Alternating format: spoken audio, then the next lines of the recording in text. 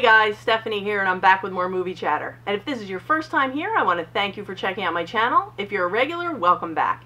This is a movie channel, so everything I talk about here is movie related. I do reviews, top 10 lists, collection updates, and videos like this one that I post every Wednesday called Weekend Watch. This is the segment where I give you a few choices for Blu-rays and rentals to watch at home, as well as a few options for those of you who want to head out and see a movie in the theater. So if this is the kind of content you're interested in, definitely hit the subscribe button and the bell notification so you'll be notified when I upload my videos. And before I get to my picks of the week, I just want to let you guys know I'm not trying to rush through the video. It's just that we have a huge band of terrible storms headed our way that's supposed to knock out all the power. And I've had power on and off all week. I'm in a little window where we have power, so I'm trying to get the video done and uploaded before we're in total darkness again. So let's get right into my picks. And the first one, I'm hoping you guys haven't all heard of it. It is from 2015, Studio A24, who you know I love. They brought us films like Lady Bird, Moonlight, Vanishing of Sydney Hall, and so many other great titles. And this is another one. It's called Remember. It stars Christopher Plummer. And we meet our main character, Zev. And we find out that he's in a retirement home and he has recently lost his wife. Zev also suffers from dementia. And we see him having breakfast with his friend Max. Max reminds him that after the evening ceremony, which I guess is the end of Shiva, he has something he's supposed to do. Okay, we don't know what it is. So at the end of the night, as things are winding down, Max tells Zev, go excuse yourself, tell your family you're tired, go up to your room and get the letter. So it becomes apparent that everything has been set up for him before his memory lapses were really in full effect. And he pulls out this letter and it's a big letter. It has all these instructions in it and things that he's supposed to do. And there's a ticket in there, a train ticket. He also looks outside and there is a cab waiting for him. So we start to see that everything has been very meticulously planned out. And we follow him, and if he needs money, there's money. If he needs a hotel room, there's a hotel room. If he needs a ride, there's a limo waiting. So everything has been planned right down to the last detail. And what he is doing is, Zev was in Auschwitz. He and his family were in Auschwitz, and apparently his entire family was murdered there. And his dying wish is that before he goes, he is going to track down the people responsible for the murders of his family. And he is apparently doing this with the help of Max and the letter. So he can't lose this letter. It is so important. And that's kind of all I can tell you about the movie, because anything else is going to ruin what I think is one of the best endings I have seen in a very long time. I recently reviewed another movie that I read.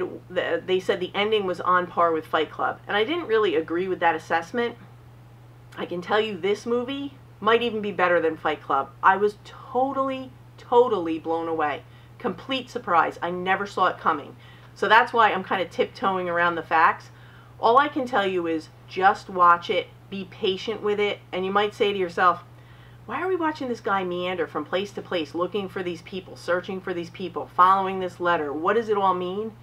When that end scene hits and those credits start to roll, your jaw is going to be on the floor. I know mine was.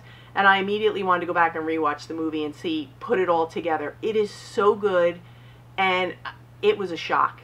All I can tell you is it's a great ride, and it's one of the best endings I've seen in a long time. So yeah, remember, I can't recommend it enough. I'm going to link it in the description if you want to pick up a physical copy, and I'm sure you can stream it in various locations online. But yeah, definitely check it out. It's a really good one. And if you've seen it, without spoilers, tell me what you thought of it in the comments. The second one, this is a documentary. This is from 2005, and it is called Murderball. And for those of you who don't know, Murderball is an actual Olympic sport. Quadriplegics in these specially made wheelchairs. I don't know if you can see that in the camera there. They're specially made wheelchairs, and the wheels kind of look like the chariots that the gladiators would use. And they make them these specially made wheelchairs to play rugby. They play Olympic rugby, and they're all quadriplegics. And this is a fascinating look at the human spirit. And these guys have come back from potentially life-ending injuries. They have broken necks, broken backs, all kinds of things. And now they're playing this Olympic full contact rugby. I mean, they crash into each other. They go flying out of the chairs. and they just get right up and keep on going. It's amazing. And I've seen it a few places that people said they compared this kind of to like the next level of Hoop Dreams, because Hoop Dreams is considered one of the best sports documentaries ever, which I have to agree it is, but this is a close second, if not as good. And the nice thing is you get to meet these guys and you get to hear their stories, and if you ever wanted to have faith in the human spirit and the ability to get kind of past anything with some will and determination, Murderball is the movie for you. It's awesome. It's only available on DVD or streaming. There's no Blu-ray copy, so I'll link the DVD in the description. It's only about $10, so if you want to pick up a physical copy. But yeah, either way, see Murderball. It's a great one. And my last pick for home should come as no surprise. It's the big release of this week, Steven Spielberg's Ready Player One. Now, I have only watched about an hour of this because I put it in last night and I was so tired. I didn't want to miss anything, so I turned it off, and if we still have power tonight, I'm going to finish it tonight. If not, another day. But what I saw, I really enjoyed. Ready Player One is about a video game, a virtual reality video game in the future, 2045. I think it's 2045. Anyway, the creator has died, and he has left an Easter egg inside this place called the Oasis, which is the virtual reality area that they go to when they put the goggles on. And everybody in the world apparently spends more time in the Oasis than in their real life. So it kind of becomes their like they really believe that this is their life. And they go into the Oasis and they're searching for these keys, because whoever gets the keys by winning challenges and finds the Easter egg gets this guy's fortune and control of the game forever. They get the rights to the game. And we're talking about trillions of dollars and control of the game that everybody in the world is playing. So that's the gist of it. And I can tell you that I really enjoyed the parts where they were in the Oasis more than where they were in real life. And Olivia Cooke is in this. She does a great job as always, and it really is fascinating. And there's so many pop culture references, movie references. I've even seen some places online that you can go and you can download the movie references. If I can find one, I'll link it in the description. But you can link all the references and find the Easter eggs in the film. So that's kind of a fun way to watch the film, and I might actually do it. But anyway, yeah, Ready Player One has been a great experience for me so far. The 4K looks amazing. I got the 4K Blu-ray combo. 4K looks amazing. It sounds amazing. The Oasis is crazy. The colors and the sound, and it's so immersive. It's really, really good. And this is the Best Buy exclusive. It's a matte finish steelbook.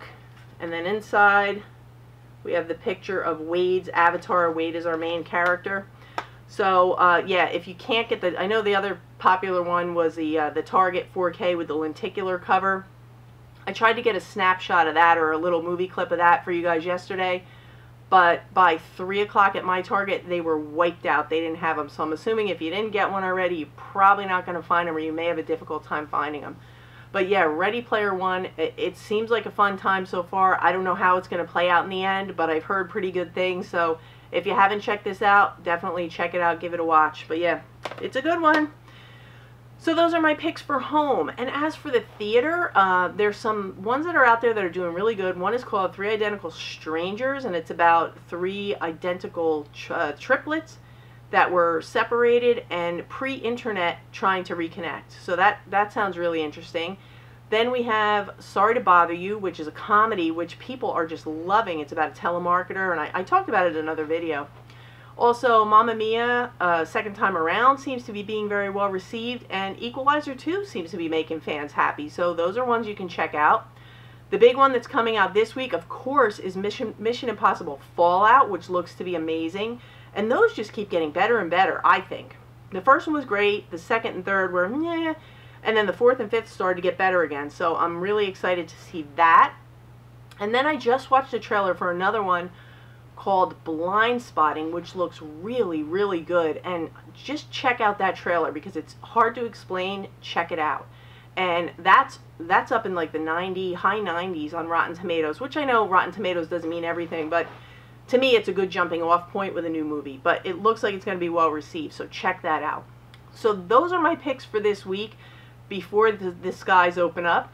Hopefully you guys found something in the home pile or the theater picks that will keep you happy for the weekend and keep you dry if it's raining outside. And that's what I have for you today. I'm going to be back again real soon with another Criterion Roundup, so you guys can look forward to that probably this weekend, definitely this weekend. And that's what I have for you today. I want to thank you guys as always for watching. You know I appreciate it. If you like this, give me a thumbs up, comment, subscribe, hit the bell, do whatever you want because I appreciate everything. And until next time, that's a wrap.